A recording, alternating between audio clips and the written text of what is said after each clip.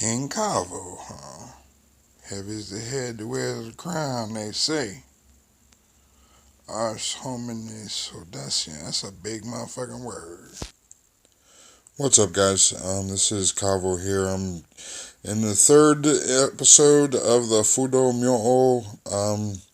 Basically, like I said, I'm not going to go into every one of these being an informational situation where I try to educate you on who Fudo Myo-O is. If you want to know more information, you know how to use Google. So with that said, basically I'm trying to figure out really what to talk to you guys about, and I figure, okay, well, let me, talk to you guys about, how I go about doing things. In something like this particular painting, I don't do this the same way that I would approach, say, doing a portrait.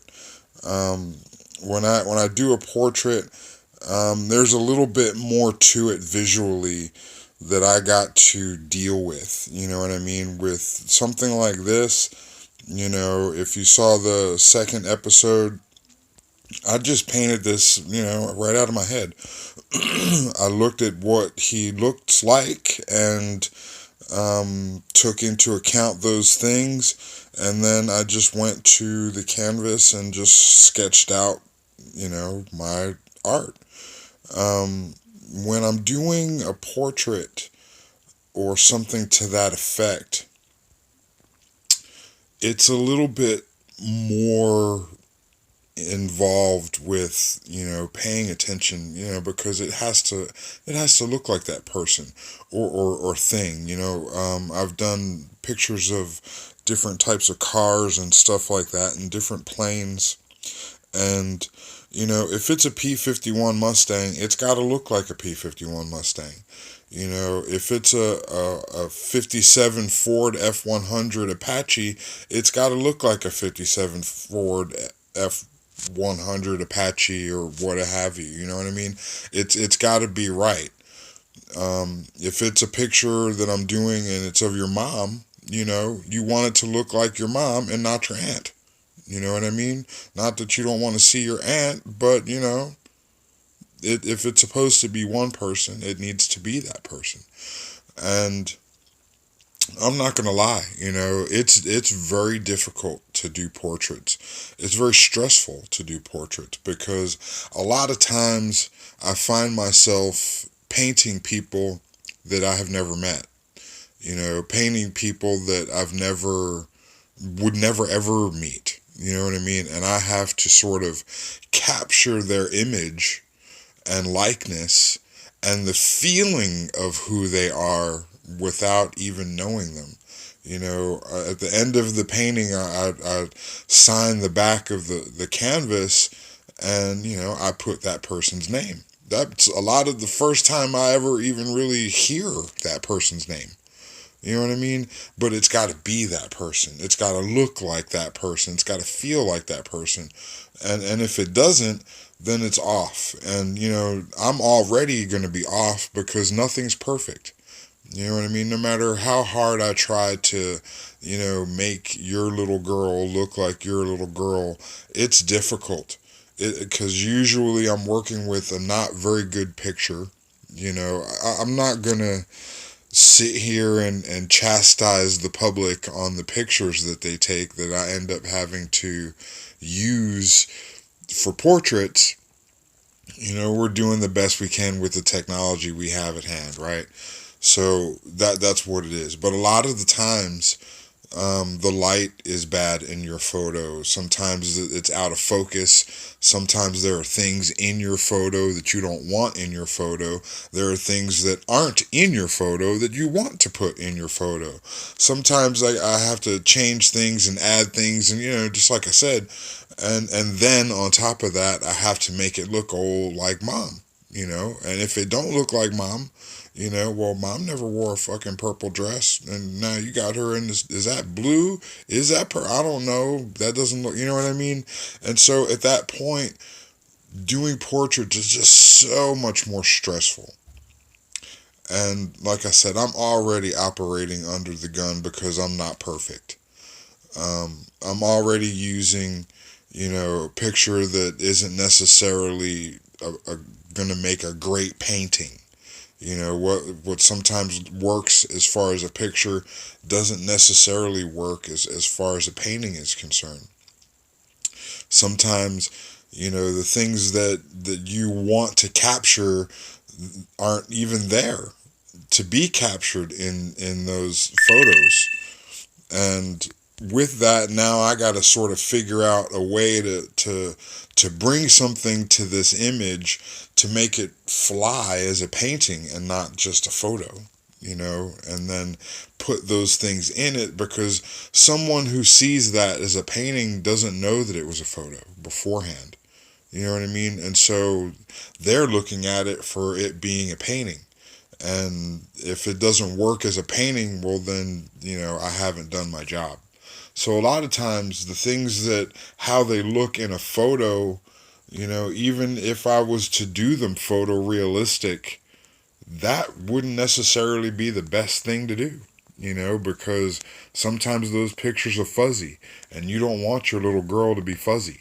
You know what I mean? Sometimes those pictures are in bad light and it makes the tones of shadows on your little boy's face look like he's got a beard and he's 5, you know? So you have to then pull back on things and push things. It's a bit tricky. In painting something like this here in Fudo Myo, I don't have to take into account any of that stuff. All I have to do is make him look like the basis of that character, the basis of that person, make him fit along with known images, and then the rest is mine. I don't have to keep referencing whether or not I want my purple sky to be a purple sky. I don't have to make any determinations on whether or not this is that or the other. I just have to stick to the basic criteria and move it on. You'll notice in this painting that I haven't done his face. I after years of doing tattoos, there were certain traditions that I got involved with artistically, and one of the things is that I seldom ever do the face of something until it's the last thing, because there's that myth or superstition or whatever about building up the life in the painting, building the art in it, and that once you put eyes in the dragon, then you've given it a soul. Well, yeah, that's kind of it. You know what I mean? I feel like the most interesting part of anything for a human being is the face of something. So at that point, everything else is building up the work around everything leading up to the face. So to me, it's like eating peas before dessert. You know what I mean? I got to do all the work to get to the stuff that's fun. That's kind of how I work. So with this, one of the last things that I'll do is the face. Everything else is, being blocked in color wise, and then I'll just start working in my details. I do that same thing when I'm doing a portrait.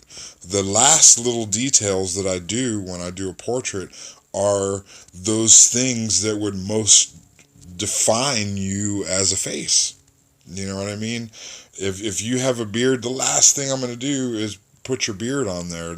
If you have makeup, I'm going to paint your face first, and then I'm going to put your makeup on. I'm not going to paint it as I see it in that place, because sometimes, like I said, the shadows and colors are off. So I paint you first, and then I put your makeup on. That's kind of how I do this here, is that I sort of paint all the base colors first, and then I paint in all the details. You know what I mean? And at the end, I arrive at that place where the last thing I do is the last thing that needs to be done, and then there's nothing left to do. That's kind of the process that I go through. So here, I've painted in the magenta for the halo, and then I've painted in a purple color for the background in the sky. This halo is not the color it's going to be, but I wanted there to be this magenta undertone underneath so that you can see through what it is that I'll do, that you'll see the magenta through it.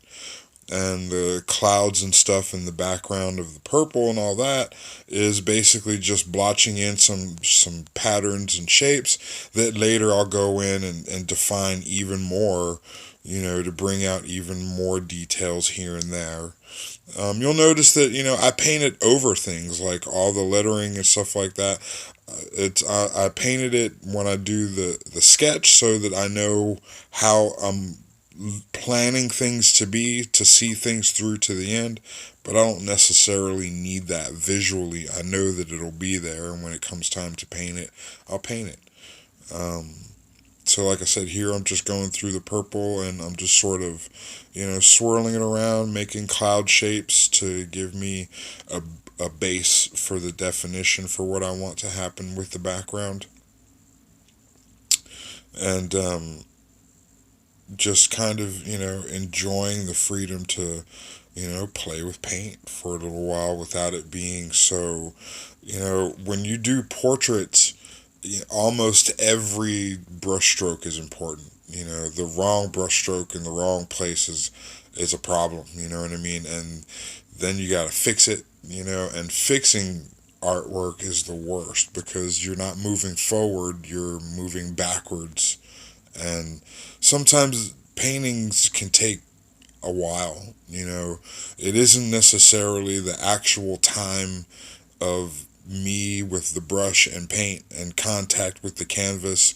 A lot of things happen where there isn't that contact, where the paint isn't being moved, that is long, tedious hours. And sometimes, I need a break from the break of painting because, sometimes just, getting in the mood to even paint can be tedious. It's hard. Um, I've been painting my whole life, and I have painted quite a bit here lately in the last few months because I'm trying to get this thing going after a pretty bad thing happened, and having to overcome from zero is a very difficult thing. And on top of that, then to have the motivation to get up and feel like painting, because what you don't really see is the physicalness, really, me running around this painting, me moving the brush, me doing all these things. All it's a very physical thing. It takes a lot of energy, and to do anything like this where I'm expressing my mind and moving that energy from my head through my arm to the brush to the paint to the canvas, there's a lot going on in that. And at the end of it, for what was only, a 15 minutes, 20 minutes worth of time on the canvas, I'm going to need sometimes a good break from that just to recuperate from the outpour of energy. Sometimes, doing something that takes me 5 hours, but it's not a whole lot of energy output, is the same as something that takes me 15 minutes and it's a lot of energy going into it. At the end of the day, it takes a toll. It is an exercise, it's physical. My hands cramp up, my shoulders get sore, and when I'm doing something where I have to be precise, where, that smile has got to be her smile, that muscle control takes its toll. Here I can be loose, here I can be free. I don't have to worry about whether or not, this looks exactly like that. I can be satisfied. And it's funny because in that I make a whole lot less mistakes. Just thinking out of my head, I can allow things to just be for the art that they are. And so sometimes things like this actually move faster than portraits on a smaller canvas because, there's nothing to it. I don't have to, I don't have to research the cloud. I don't have to research the rock. I can just paint it, be artistic about it, and then move to the next thing, you know. So this is something that I just truly, really enjoyed doing this painting. Um, this is the first layer of color as far as the background stuff is concerned. I haven't yet done any layers on Fudo Myo-O, as you can see. He'll be next up in the video where I come in and I'll start working on painting the flat background colors for him, and then, you know, just continue to, you know, refine and you know, push things around and get this art where it needs to be. I'd like to thank you guys for all of your support. I appreciate all of the commissions.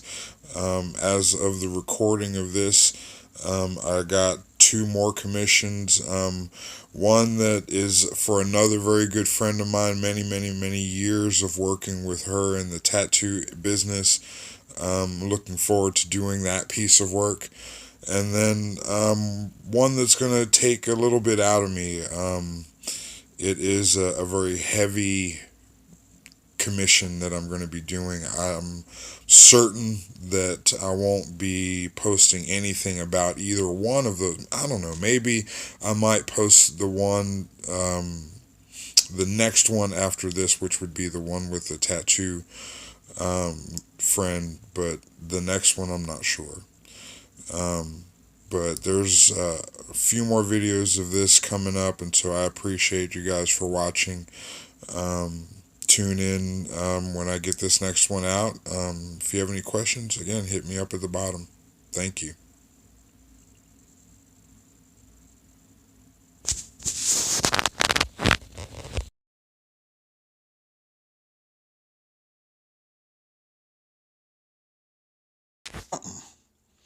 The Audacity of Art by King Cabo. That's what, heavy is the head to wear the crown in this motherfucker. Check out the new digs. That looks pretty nice. Praise the Lord. Cash App your boy. We accept donations. Thank you, motherfuckers, for watching. Amen.